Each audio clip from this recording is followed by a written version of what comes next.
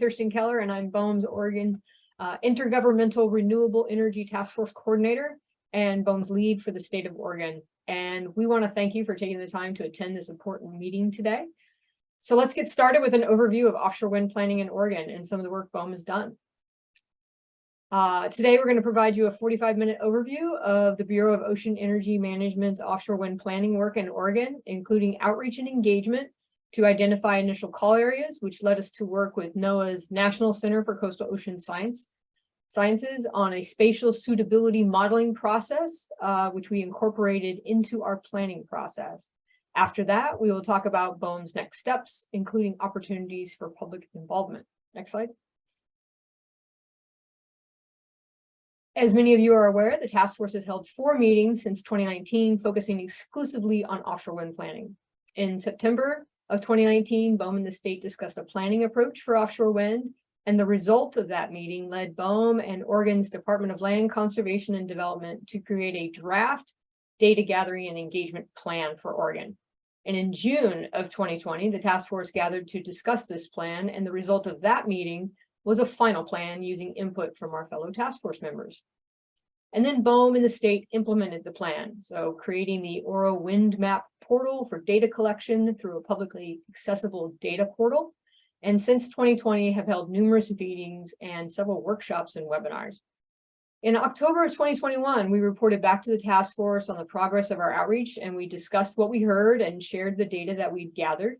And in April of 2022, we published a call for information and nominations for 2 areas offshore Oregon to determine areas that may be the most suitable for offshore wind development. In response to this call, we received 278 comments and 4 nominations of interest from potential offshore wind developers. As a result of our common analysis, we adopted a spatial suitability model to inform our decisions moving forward and create draft wind energy areas that would be open for public comment, a new process step for our agency in direct response to public comment. And on August 15th, we published these. Next slide. So part of the planning approach that was discussed with the task force from the start was using a logical approach of defining a planning area, a set of bookends to focus our planning, looking at the entire Oregon coast where commercial scale offshore wind is technically viable at water depths of up to 1,300 meters and wind speeds greater than 13.5 knots. With the deepest floating offshore wind facilities in the world right now at 300 meters, we're looking at areas up to 4 times as deep for potential future development. Next slide.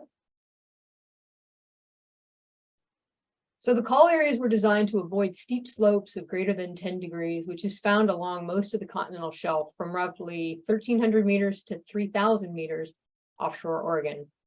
As many of you are aware, the continental shelf drops off fairly rapidly and can be steep offshore Oregon, as you can see on this map. Next slide.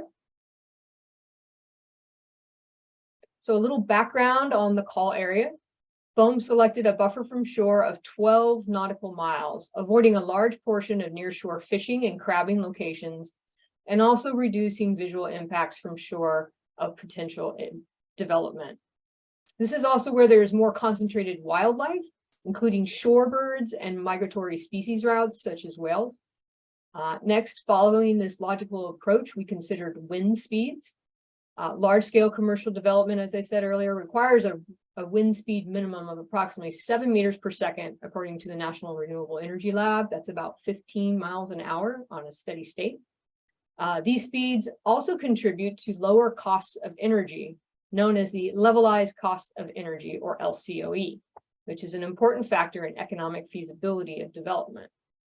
And generally, the higher the amount of energy production, the lower the cost of energy.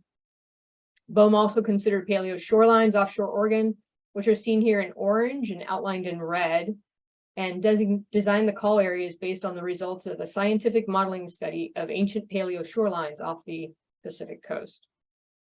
Undersea canyons, which are in the bright red, are geologically challenging due to topographic extremes, so we avoided those areas as well. Additionally, we avoided in the like lines that are closer to shore and come off from Newport, Bandon, and Coos Bay. Those are the crabber tug tow lanes, which are important to Oregon mariners and crabbers and critical for maritime safety and navigation.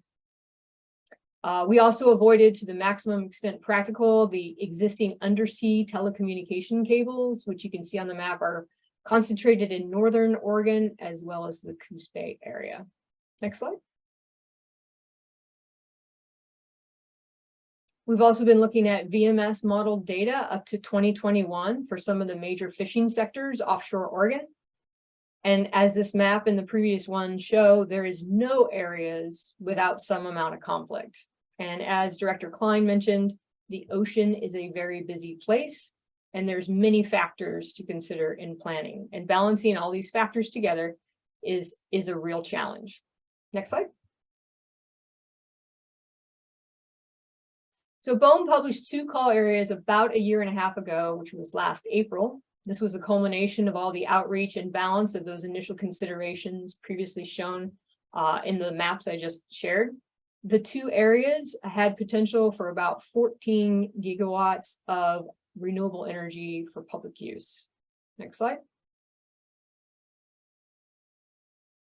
So based on public outreach and public comment we received during the call for information and nominations, some of the concerns that we heard were concerns regarding visual impacts from potential future offshore wind farms, the role and need for offshore wind energy as part of Oregon's energy portfolio, including any potential costs to ratepayers, socioeconomic impacts to fishing activities, including any long-term impacts on livelihoods, impacts to cultural resources and Native American lifeways, economic impacts as well as opportunities, and potential environmental impacts, including potential noise impacts or disruptions of species behavior and migration patterns on different types of marine species, birds, and other wildlife. Next slide. So what has BOEM done with all the comments and concerns we have heard? Well, in direct response to the comments that we received, we added the draft wind energy area step to BOEM's process to improve transparency and allow for additional input from tribal nations, stakeholders, and the public. Our development includes input from government to government consultations, engaging with local agencies as well as federal and state agencies, and pursuing the NOAA NCOS spatial suitability modeling process and integrating that into our process. BOEM has also increased fishing outreach discussions and opportunities for input, and provided information on the draft wind energy areas to tribal nations for consideration and input prior to publication in the Federal Register. We also created a full-time tribal liaison position and a new fisheries specialist at the BOEM Pacific office, and we also conducted a visual simulations study. Next slide. So a key part of our responses to comments includes this spatial modeling process, which will be described in more detail from our partners at NOAA's National Center for Coastal Ocean Sciences. So with that, I'm going to hand it over to James Morris and Jessica Carlton.